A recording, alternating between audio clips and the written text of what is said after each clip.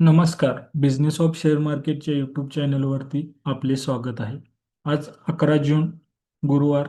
आज मार्केट कसं असेल याच्यावरती एक नजर टाकूया. काल मार्केटमध्ये निगेटिव्ह संकेत मिळत असताना देखील आपले मार्केट पॉझिटिव्हमध्ये ओपन झाले. दिवसभर एका रेंजमध्ये रेंगाळत राहिले आणि बंद होताना देखील फ्लॅटमध्ये बंद झाले.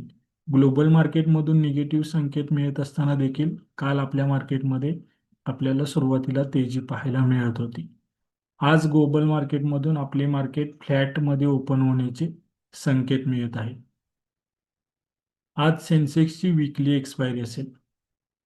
जोपर्यंत सेन्सेक्स 73,300 ते 74,850 या रेंजमध्ये आहे, तोपर्यंत मोठी हालचाल कोणत्या साईडला होईल हे आपल्याला निश्चित सांगता येणार नाही. याचा अर्थ काय? जोपर्यंत या रेंजमध्ये आहे तोपर्यंत आपल्याला मोठा ट्रेड मिळणार नाही. आज सेन्सेक्ससाठी वरील बाजू 74,200 ही लेवल ब्रेक केल्यानंतर 74,500 ते 74,850 कडे सेन्सेक्सची वाटचाल होऊ शकते. तर खालील बाजूस 73,750 हा महत्त्वाचा सपोर्ट असेल. हा ब्रेक झाला तर 73,500 ते 73,300 कडे सेन्सेक्सची वाटचाल होऊ शकते.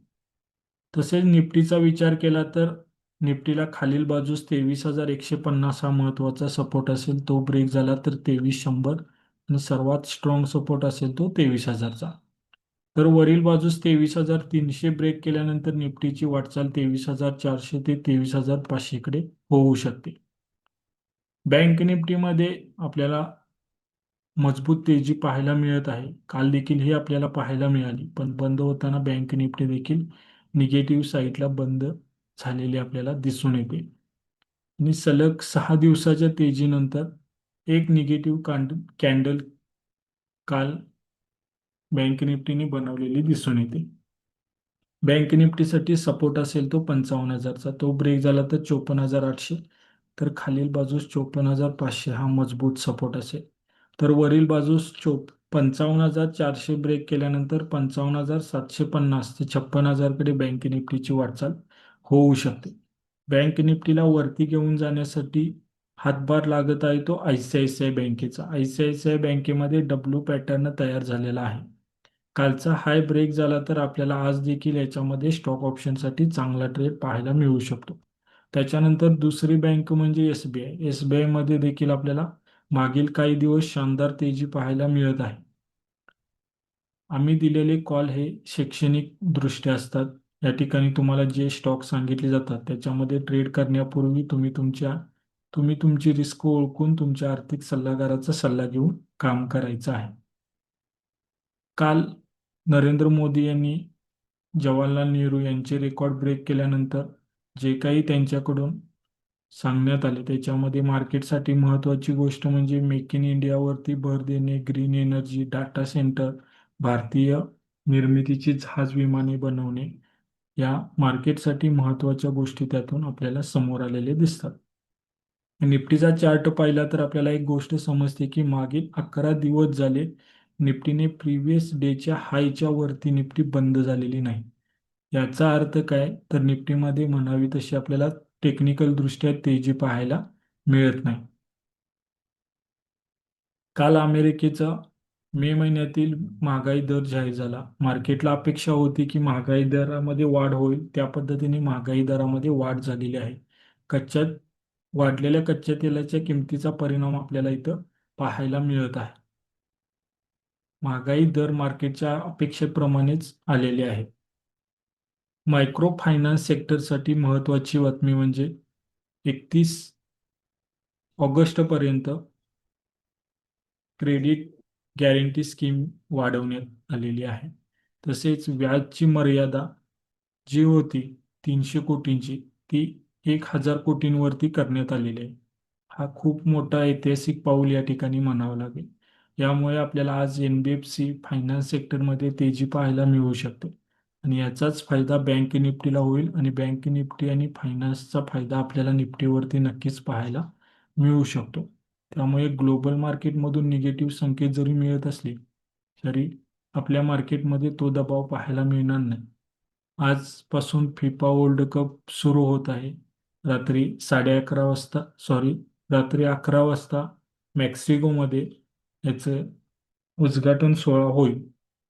मार्केटसाठी महत्त्वाचा इव्हेंट म्हणजे जगातील सर्वात मोठा इव्हेंट सुरू होत असल्यामुळे कोणत्याच देशाला युद्धाचे किंवा या इव्हेंटवरती परिणाम होईल असं कोणतंही पाऊल कोणीही उचलणार नाही असं मार्केटला वाटतं. त्यामुळे इराण अमेरिका किंवा इस्रायल इराण यांच्यामधील देखील संघर्ष थांबू शकतो. आम्ही दिलेली माहिती तुम्हाला आवडत असेल तर सबस्क्राईब करा, लाईक करा, शेअर करा आणि तुमचे जे काय अभिप्राय असतील ते व्हिडिओमध्ये आम्हाला नक्की कळवा. अ- अमेरिका आणि इराण यांच्यामध्ये परत एकदा हल्ले प्रति सुरू झाल्याच्या बातम्या काल मार्केटमध्ये आल्या. यामुळेच कच्च्या तेलाची किंमत देखील आपल्याला वाढलेली पाहायला मिळत आहे. डोनाल्ड ट्रम्प यांनी सांगितले की लवकरात लवकर शांतता करार पूर्ण करा, अन्यथा मोठा हल्ला इराणवरती करू. तर इराणने त्याचे प्रत्युत्तर देत सांगितले की हार्मुझचा मार्ग आम्ही पूर्णपणे बंद करू. या दोघांकडून आलेल्या अशा वक्तव्यामुळे आपल्याला कच्च्या तेलाच्या किमतीमध्ये वाढ पाहायला मिळत आहे. तर डोनाल्ड ट्रम्प यांनी दावा केला की आम्ही 200 जहाजे स्टेट ऑफ हॉर्मुझमधून बाहेर काढलेले आहेत आणि त्याच्यामुळेच कच्च्या तेलाच्या किमतीवरती आपल्याला परिणाम पाहायला मिळत नाही. कच्च्या तेलाची किंमत कालच्या डे लो पासून आपल्याला जवळपास 4% वाढलेली पाहायला मिळत आहे. आता सध्या 94 ते $95 आसपास कच्च्या तेलाची किंमत आपल्याला दिसून येत आहे. काल अमेरिकन मार्केटमध्ये सर्वात मोठी घसरण पाहायला मिळाली. 3 आठवड्यांच्या लोवरती अमेरिकन मार्केट पोहोचले. डाव 3 आठवड्याच्या तर नॅसडॅक 5 आठवड्यांच्या लोवरती पोहोचलेला आपल्याला दिसून येतो. आज आपल्याला एशियन मार्केटमध्ये पण दबाव पाहायला मिळत आहे. गिफ्ट निफ्टी 50 अंक निगेटिव्हमध्ये, तर जपानचे मार्केट 1 ते 1.5% निगेटिव्हमध्ये, कोरियन मार्केट पण आपल्याला 1 ते 1.5% निगेटिव्हमध्ये पाहायला मिळत आहे. त्यामुळेच आपले मार्केट देखील फ्लॅट किंवा फ्लॅट निगेटिव्हमध्ये ओपन होण्याचे संकेत मिळत आहे. सोन्याची किंमत 7 महिन्याच्या निच्चांकावरती पोहोचलेला आपल्याला दिसून येत आहे. काल सोन्याची किंमत 400 रुपयांनी घसरलेली आपल्याला पाहायला मिळते. तर चांदीची किंमत 3,000 रुपयांनी घसरलेली आपल्याला दिसून येते. चांदीची किंमत 6 महिन्याच्या लोवरती पोहोचलेली आहे. बेस मेटल सेक्टरमध्ये देखील आपल्याला मोठ्या प्रमाणात विक्री पाहायला मिळत आहे. झिंकमध्ये 2%ची, तर ॲल्युमिनियम सलग 6 दिवस आपल्याला निगेटिव्हमध्ये दिसून येत आहे. याचाच परिणाम हिंदुस्तान झिंक, हिंदाल्को, वेदांता यासारख्या स्टॉकवरती दबाव आपल्याला पाहायला मिळत आहे. काल विदेशी गुंतवणूकदारांनी 2,431 कोटींची विक्री केली. सलग 11 दिवस ते विक्री करत आहेत. तर स्वदेशी गुंतवणूकदारांनी 3,123 कोटींची खरेदी केली. सलग 17 दिवस ही खरेदी मार्केटमध्ये सुरू आहे. विप्रोची बायबॅकची प्राइस 250 रुपये प्रति शेअर आहे. 8 जून ते 17 जून पर्यंत ही प्रक्रिया चालणार आहे. उद्याचा दिवस संपूर्ण शेअर मार्केटसाठी म्हणजे जगातील सर्व शेअर मार्केटसाठी महत्त्वाचा असणार आहे आणि तो का महत्त्वाचा असणार आहे आणि मार्केटमध्ये काय घडणार आहे याचा आपण सविस्तर आढावा आज मार्केट संपल्यानंतर घेणार आहोत.